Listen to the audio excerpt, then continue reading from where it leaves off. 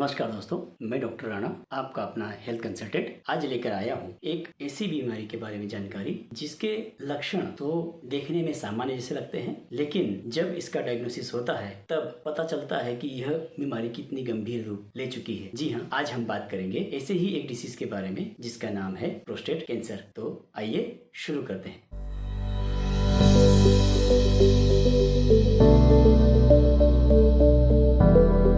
Prostate cancer पुरुषों में पाए जाने वाले प्रोस्टेट ग्लैंड में होने वाला एक आम कैंसर है जो कि बहुत बड़ी स्वास्थ्य समस्या है और समय पर अगर इसके लक्षणों को ध्यान नहीं दिया जाए या डॉक्टर की सलाह से इसका डायग्नोसिस न किया जाए और इसका ट्रीटमेंट न लिया जाए तो यह एक बहुत बड़ी समस्या हो सकती है और पेशेंट के लिए ये लाइफ थ्रेटनिंग भी हो सकती है।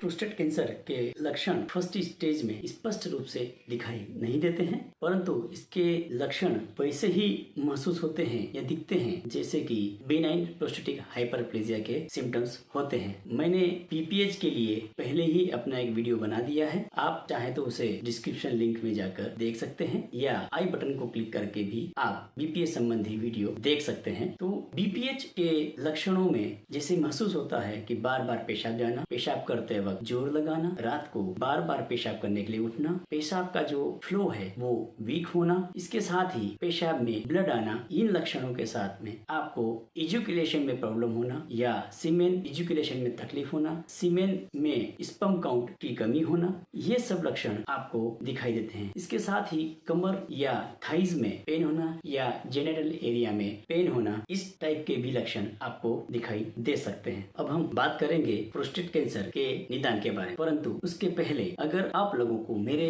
बनाए गए वीडियो या मेरे वीडियो में दी गई जानकारी आप सभी लोगों को अच्छी लगती है तो कृपया मेरे चैनल को लाइक, शेयर, कमेंट्स और साथ में सब्सक्राइब करना ना भूलें, जिससे मैं इस तरह के हेल्थ संबंधी टॉपिक पर आप लोगों के लिए नए नए वीडियो लेकर आता रहूं, जिससे आप सभी लोगों में हेल्थ के लिए अवेयरनेस बढ़ती रहे।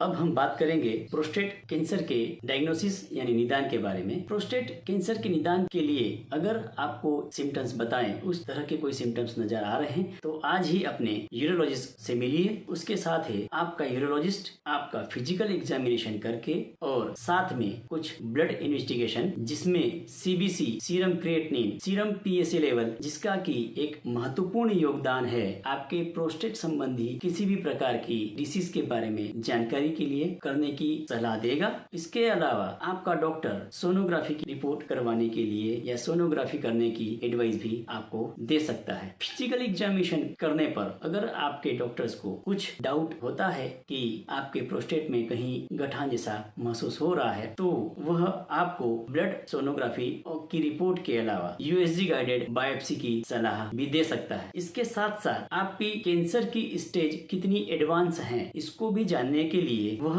आपको MPMRI जैसी लेटेस्ट टेक्निक वाली इन्वेस्टिगेशन करने की सलाह भी आपको दे सकता है। इन सब रिपोर्ट के आधार पर आपका यूरोलॉजिस्ट सजेस्ट करेगा कि आपके लिए किस तरह का ट्रीटमेंट उचित है या आपका कैंसर बॉडी में कहीं और कहाँ फैला हुआ है और उसके लिए कौन सा इलाज आपके लिए बेहतर है।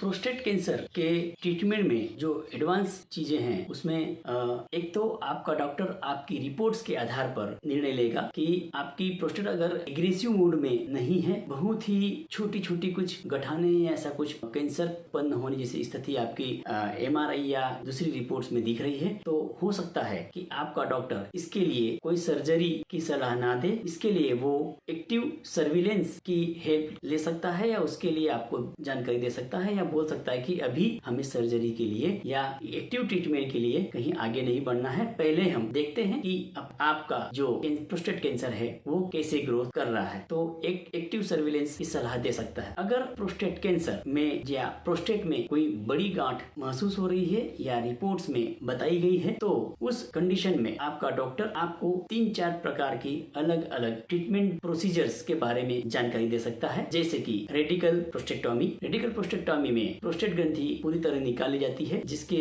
ऑपरेशन के बाद पेशेंट को ज्यादा प्रोस्टेट बढ़ने का चांसेस कम होता है। रेडिकल प्रोस्टेक्टोमी के अलावा कीमोथेरेपी, रेडिएशन थेरेपी भी एक्टिव रोल प्ले करती है। इसके साथ ही कुछ एडवांस सर्जरीज में या कुछ एडवांस कैंसर में डॉक्टर आपको हार्मोनल इमोबिलाइजेशन का भी ऑप्शन दे सकता है। परंतु जो भी ट्रीटमेंट आपके लिए सही रहेगा, आपका यूरोलॉजिस्ट आपकी प्रोस्टेट ग्रंथि के कैंसर की कंडीशन को देखते हुए ही आपको एडवाइस करेगा। इन सब जांचों के बाद जब आपका डॉक्टर आपको जो सलाह दे उसको आप फॉलो करें, साथ में समय समय पर उसको दिखाते रहें। जब भी आपके डॉक्टर को आपके कैंसर संबंधी कोई तकलीफ में बढ़ोतरी या उसकी ग्रोथ ज्यादा होती दिखेगी तो वो उसके अकॉर्डिंग अपने डिसीजन भी चेंज कर सकता है। तो जब भी आपको ऐसे कोई सिम्टम्स महसूस हो रहे हो उस समय आप अपने यूरोलॉजिस्ट से मिले, सारी रिपोर्ट्स करवाएं, उसके बाद डायग्नोसिस करवाकर कैंसर हो तो उसके लिए एक प्रॉपर ट्रीटमेंट के लिए उनसे एडवाइस लें और उनके एडवाइस को पूरी तरह फॉलो करें। प्रोस्टेट कैंसर को रोकने के लिए कुछ सावधानियां बहुत जरूरी है, जिसमें नियमित डाइट या रेगुलर डाइट में फाइबर्स और हेल्दी डाइट लेना बहुत जरूरी है। इसके साथ ही जो लोग धूम्रपान करते हैं उनके लिए प्रोस्टेट के कैंसर होने का खतरा ज़्यादा होता है। तो अगर आप धूम्रपान करते हो तो कृपया धूम्रपान करना बंद करें, स्मोकिंग करना बंद करें, जिससे कि आपकी लाइफ में प्रोस्टेट कैंसर के खतरे को कम किया जा सके। इसके साथ ही आपकी उम्र अगर ज्यादा है तो नियमित रूप से अपने यूरोलॉजिस्ट को दिखाते रहें, जिससे कि वो समय समय पर आपको प्रोस्टेट संबंधी जो समस्याएं हैं उससे अवगत कराता रहेगा। और अगर कभी इसकी जानकारी मिलती भी है तो हम प्रोस्टेट ग्रंथि के कैंसर के लिए फर्स्ट स्टेज में ही उसको हम रोक सकते हैं, जिससे कि हम आगे की लाइफ को अच्छे से जी सकते हैं। मेरे द्वारा दी गई जानकारी अगर आपको अच्छी लगती है तो कृपया मेरे वीडियो को लाइक, शेयर और सब्सक्राइब जरूर करें। धन्यवाद।